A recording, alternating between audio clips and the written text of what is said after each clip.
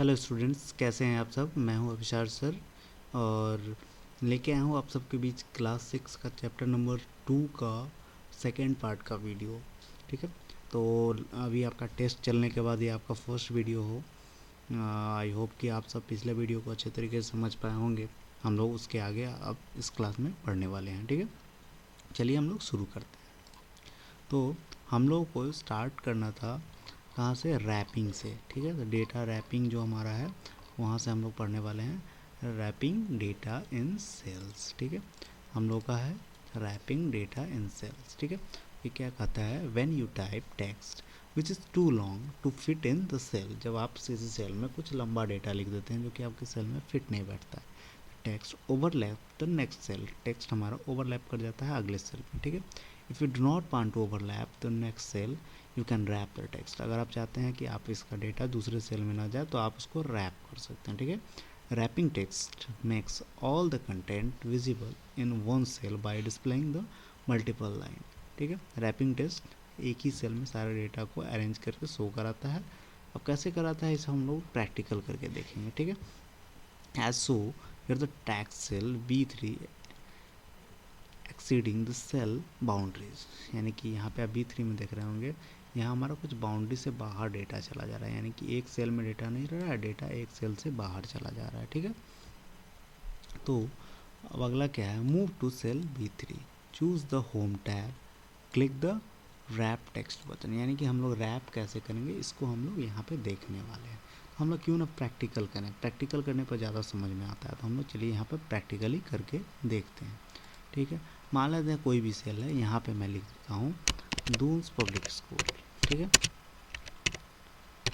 मैं यहाँ पे लिख दिया दून्स पब्लिक स्कूल। लेकिन जैसे ही यहाँ मैं कर्सर हटाऊँगा, अभी ये तो इस सेल में लिखा था मैंने, इस सेल में मैं कुछ और लिख देता हूँ, पटना। मैं यहाँ पे पटना लिख दिया। ठीक है, तो क्या आप देख पा रहे हैं कि यहाँ पे पूरा का पूरा डेटा दिखा रहा है क्या, यहाँ सिर्फ दून्स पब्लिक ही दिखा रहा है, दून्स दिखा रहा है, PU दिखा रहा है और पटना दिखा रहा है। लेकिन यहाँ पे मैं क्लिक करूँगा तो पूरा डेटा दिखा देगा। देखिए अब मैं क्लिक किया, पूरा डेटा दिखाई दे रहा है, लेकिन जैसे ही वहाँ से हटाया कर्सर फिर यहाँ पटना दिखा रहा है। तो इसको हम लोग बोलेंगे डेटा ओवरलैप कर जाना, यानी कि अगले सेल के साथ ओवरलैप कर जाना। लेकिन हम चाहते हैं ये मेरा पूरा डेटा दिखे, इसके लिए हम क्या करेंगे, इसको पहले सेलेक्ट करेंगे। ठीक, सेलेक्ट करने के लिए वहाँ पे क्लिक करेंगे। उसके बाद हम लोग ऊपर की आएंगे होम सेक्शन में, यहाँ पे रैप टेक्स्ट आपको दिख रहा है, रैप टेक्स्ट। जैसे ही मैं यहाँ पे क्लिक करूँगा, देखिए रैप टेक्स्ट पे जैसे ही हम क्लिक करेंगे देखिए क्या होगा, आप ध्यान से देखेंगे। देखिए अब दून्स पब्लिक स्कूल यहाँ पे ऐसे दिखने लगा, यानी कि एक लाइन में सारा कुछ दिखने लगा, पटना भी दिखने लगा और दून्स पब्लिक स्कूल भी दिखने लगा। ठीक है, अब हम लोग का अगला टॉपिक जो है, अगला टॉपिक जो हमारा मर्ज एंड सेंटर होता है। ठीक, मर्ज का मतलब क्या होता है, 2 या 3 लाइन को एक साथ मर्ज करना। ठीक है, और सेंटर का मतलब होता है बीच में। ठीक है, कभी कभी ज़रूरत होता है हम लोगों की किसी चीज़ को 2-3 लाइन को एक साथ मर्ज कर दें और उसमें लिखना बीच से स्टार्ट करें। ठीक है, some time particularly when you give the title section you work said you may want to center the pieces of text over the several columns of row. कभी कभी आप अपने पेज को हेडिंग देना चाहते हैं या कुछ नाम देना चाहते हैं या वर्कशीट को कोई टाइटल देना चाहते हैं, तो वहाँ हम लोग चाहते हैं कि 2-3 लाइन को एक साथ ऐड कर दें और वहाँ पे इंटायर मतलब कुछ कोई भी चीज़ लिखे तो वो बीच से स्टार्ट हो, सारे चीज़ को बीच से स्टार्ट करें इस तरह से। ठीक है, the fulfil such a requirement merge and centre feature. इसको फुलफिल करने के लिए हमारे पास मर्ज एंड सेंटर का फीचर अवेलेबल है। ठीक है, अब यहाँ पे क्या है, used in row 1 marksheet is written after merging cell A1, B1, C1, D1, E1, F1 in alignment। to do this select the cell A1 to F1। आपको क्या करना है, A1 to F1 सेलेक्ट करना है, जो कि आपके यहाँ पे बुक में बताया गया है। ठीक है, तो हम लोग क्या करेंगे, हम लोग अपने अकॉर्डिंग यहाँ पे काम करना चाहते हैं। ठीक है, हम लोग फिर से प्रैक्टिकली करने चलते हैं। तो ये जो हमारा है इसको हम लोग डिलीट कर देंगे, हटा देंगे, जो भी हमारा डेटा है उसको हम लोग हटा देंगे। ठीक, अब हम लोग क्या करेंगे, मान लेते हैं कि नीचे हमारा कुछ डेटा लिखा हुआ, मान लेते हैं यहाँ पे हम लोग लिख देते हैं कोई भी ABC लिख देते हैं, यहाँ पे BCD लिख देते हैं, यहाँ पे DEF लिख देते हैं, GHI लिख देते हैं, यहाँ भी कुछ लिख देते हैं, यहाँ पे हम लोग कुछ भी ऐसे ही ड्रैग करके नीचे लिख देते हैं, सेम चीज़ ही यहाँ तक लिख देते हैं, सेम चीज़ को। ठीक है, ये हम लोग बस ऐसे एग्जाम्पल के लिए देख रहे हैं, ऐसा कुछ लिखना नहीं है आपको। मान लीजिए इसका हमको हेडिंग डालना है, ठीक है। हेडिंग डालने के लिए इसका हेडिंग हम लोग बीच में डालेंगे, तो हम लोग लिखे कितने लाइन में है, 4 लाइन में है, A B C D E तक है, ए ई डी सी बी ए, तो 1-2 लाइन हम लोग एक्स्ट्रा भी ले लिए हैं, ठीक है। हम चाहते हैं ये हमारा मार्कशीट का डिटेल, हम चाहते हैं कि मार्कशीट जो यहाँ पे बीच में लिखा है, तो इसके लिए हमें क्या करना पड़ेगा, ये तो अलग अलग सेल है, मैंने अभी बताया था, इस सेल में लिखेंगे तो इस सेल में नहीं जाएगा, इस सेल में लिखेंगे तो इसमें नहीं जाएगा, सबका अपना अपना पर्टिकुलर लोकेशन है। लेकिन हम चाहते हैं नहीं, ये सारा सेल मिल के एक ही सेल बन जाए। तो इसके लिए हम क्या करेंगे, इस सारे सेल को सिलेक्ट करेंगे और यहाँ पे मर्ज एंड सेंटर कर देंगे। देखिए अब मर्ज एंड सेंटर कर दिए। अब यहाँ पे हम लोग टाइप करेंगे अगर मार्कशीट, तो आप देख रहे होंगे कि ये आपके बीच में लिखा जा रहा है, ना साइड में लिखा रहा है ना इधर लिखा रहा है, एकदम जस्ट बीच में लिखा रहा है। तो इसको हम लोग मर्ज एंड सेंटर बोलते हैं, यानी कि 2-3 सेल को, 2-3 कॉलम को एक साथ मर्ज कर देना और सेंटर से लिखना, ठीक है। इसको हम लोग मर्ज एंड सेंटर बोलेंगे, ठीक। तो अगला जो हमारा है टू अनमर्ज सेल। अब हम लोग अनमर्ज कैसे करेंगे, मर्ज तो कर लिए यानी कि एक साथ तो जोड़ लिए, लेकिन अब हम लोग अनमर्ज कैसे करेंगे, यानी कि मर्ज जो पहले था उस तरह से अनमर्ज कैसे करेंगे। तो हम लोग क्या करेंगे, चलिए हम अनमर्ज करके हम लोग देखते हैं एक बार। फिर से वही सेल को हम लोग सेलेक्ट कर लेंगे। अब यहाँ पे हम लोग ड्रॉप डाउन बटन में जाएंगे, तो यहाँ अनमर्ज सेल है, इस पर क्लिक करेंगे। देखिए आपका सेल अनमर्ज हो गया इस तरह से, ये जहाँ पे फर्स्ट A1 में चला गया, इस तरह से हमारा सेल अनमर्ज हो गया, ठीक है। तो अगला हमारा setting alignment through format cell pages. अब अलाइनमेंट को हम लोग फॉर्मेट सेल पेजेस के थ्रू कैसे कर सकते हैं। On home tab alignment group there is a small arrow which opens alignment tab on format cell dialog box. Home tab में अलाइनमेंट ग्रुप में जैसे ही हम लोग जाएंगे तो वहाँ हमारे पास एक स्मॉल एरो मिलेगा, जहाँ पे जाके हमको ये चेंज करना है डायलॉग बॉक्स को, ठीक है। Here also you can set the alignment for the cell. यहाँ पे आप सेल के लिए अलाइनमेंट भी सेट कर सकते हैं। वहाँ पे हमारे पास बाय डिफ़ॉल्ट है, लेकिन यहाँ पे हम लोग कुछ अपने अकॉर्डिंग भी चेंज कर सकते हैं, ठीक। तो हम लोग यहाँ पे ये करके चेक करते हैं कहाँ पे ये है। हम लोग अलाइनमेंट देख रहे होंगे, अलाइनमेंट हमारा यहाँ पे है, ये आप देख रहे होंगे हमारा अलाइनमेंट का सेक्शन। यहाँ पे जैसे ही हम लोग क्लिक करेंगे, यहाँ पे देखिए अलाइनमेंट सेटिंग खुल गया। तो यहाँ पे हम लोग अलाइनमेंट चेंज कर सकते हैं। यहाँ हॉरिजॉन्टल है, हॉरिजॉन्टल में हम लोग सेंटर रख सकते हैं, लेफ्ट रख सकते हैं, राइट रख सकते हैं, फिल रख सकते हैं, जस्टिफाई रख सकते हैं, सेंटर एक्रॉस सिलेक्शन रख सकते हैं। ये सारा कुछ हम लोग यहाँ से कर सकते हैं। वर्टिकल में कैसा है, वर्टिकल में टॉप, सेंटर, जस्टिफाइड, डिस्ट्रीब्यूटेड, ये सब कर सकते हैं हम लोग। यहाँ पे इंडेंट है, इसको बढ़ा घटा भी सकते हैं, 1 2 ऐसे जो ऐसे हो हम लोग घटा बढ़ा सकते हैं।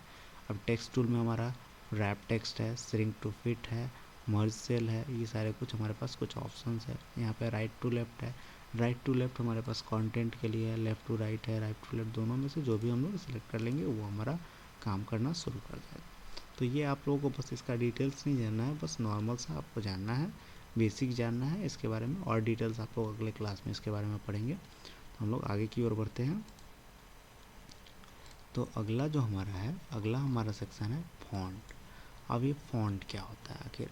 फॉन्ट हमारा एक तरह का होता है वे ऑफ राइटिंग, यानी कि किस लैंग्वेज में किस तरीके से आप लिखना चाहते हैं, ठीक है। A font is set of character represented in a single type face. Font एक तरह का कैरेक्टर है जो कि सिंगल टाइप फेस को रिप्रेजेंट करता है, ठीक है।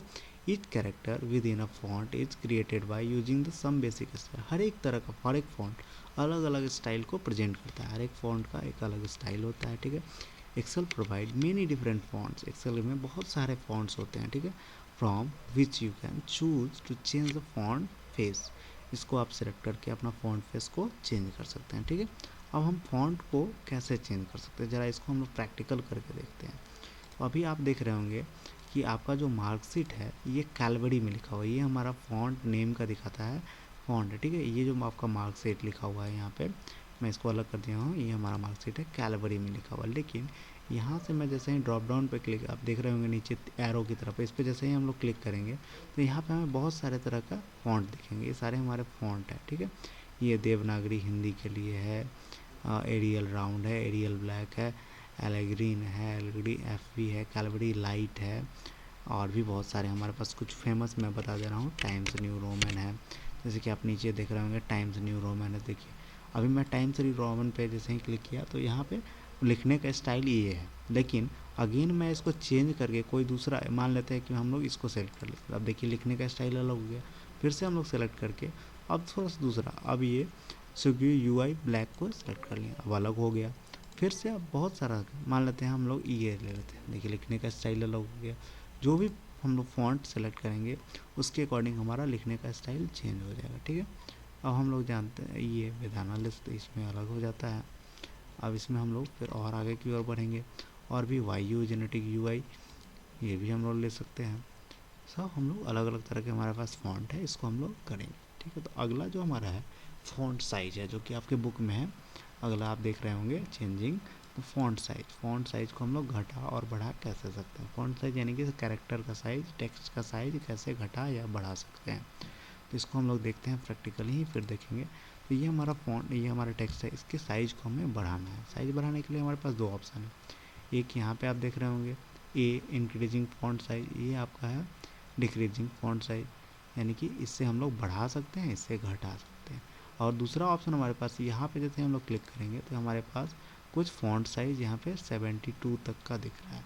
हम लोग जिस अकॉर्डिंग जैसे सेलेक्ट करेंगे, मान लेते हैं हम 36 सेलेक्ट कर लिए या 48 सेलेक्ट कर लिए, 48 हो गया। अब हम चाहते हैं घटाने का। घटाने का हमारे पास यहाँ से भी इसको एक बार क्लिक करेंगे, देखिए घटेगा, फिर घटेगा, फिर घटेगा, और यहाँ से हम चाहें तो बढ़ा भी सकते हैं। हमारे पास बढ़ाने या घटाने का दो ऑप्शन है, ठीक है।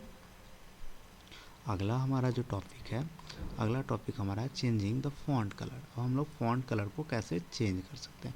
फॉन्ट कलर का मतलब टेक्स्ट का कलर हम लोग कैसे चेंज करेंगे। सेलेक्ट द सेल, ये जो हम यहाँ पे देख रहे होंगे, आप देख रहे होंगे 1 2 3 4 करके, मैं इसको लिखा इसलिए नहीं रहा हूँ क्योंकि आप लोग समझदार हो, आप लोग इसको खुद से लिख लोगे। और जितना भी इस तरह का 1 2 3 करके दिया हुआ है, जितने भी नंबरिंग दिए हुए हैं, ये लोग आप अपने कॉपी में लिखेंगे। जैसे कि आपका ये टॉपिक का नाम है चेंजिंग द फॉन्ट फेस, तो आपका क्वेश्चन होगा how to change the font face, तो उसका आंसर आपका ये 4 जो पॉइंट होगा ये आपका आंसर हो जाएगा। उसी तरह से हमारा है चेंजिंग द फॉन्ट कलर। अब चेंजिंग द फॉन्ट कलर का क्वेश्चन क्या होगा, how to change the font colour, तो आपका ये 3 जो है, ये आपका ये 4 है, ये आपका इसका आंसर हो जाएगा, ठीक है। तो इसको आप अपने फेयर कॉपी में ज़रूर लिखेंगे और हमसे एक बार चेक ज़रूर कराएंगे, ठीक है। हम लोग फॉन्ट कलर को चेंज करके देखते हैं कैसे चेंज होता है, ठीक है। अभी हम लोग मार्कशीट लिखे थे, इसका साइज़ थोड़ा सा छोटा हम लोग कर लेते हैं। इसके बाद हम लोग फॉन्ट कलर को चेंज करेंगे, ठीक है। तो फॉन्ट कलर चेंज करने के लिए हमारे पास यहाँ पे ए और नीचे कलर है, इसमें से हम लोग कलर चूज कर लेंगे कौन सा कलर हम लोग, मान लेते हैं हम लोग येलो कलर लगाना चाहते हैं तो यहाँ येलो पे कर लेंगे, रेड लगाना चाहते हैं तो रेड पे कर लिए, और ग्रीन लगाना चाहते हैं ग्रीन पे, ब्लू लगाना चाहते हैं ब्लू पे, डार्क ब्लू लगाना चाहते हैं तो डार्क ब्लू लगा लीजिए, जो भी लगाना चाहते हैं आप लगा लीजिए, ठीक है, इस तरह से, ठीक है। तो अगला जो हमारा है filling colour in the cell, यानी कि सेल में कलर फिल करना, तो ये हम लोग अगले क्लास में डिस्कस करेंगे। इस क्लास के वीडियो में इतना ही हम लोग रहने देते हैं, अगले क्लास में हम लोग इसके आगे पढ़ने वाले हैं, ठीक है। तो अभी इस वीडियो के लिए इतना ही, थैंक यू।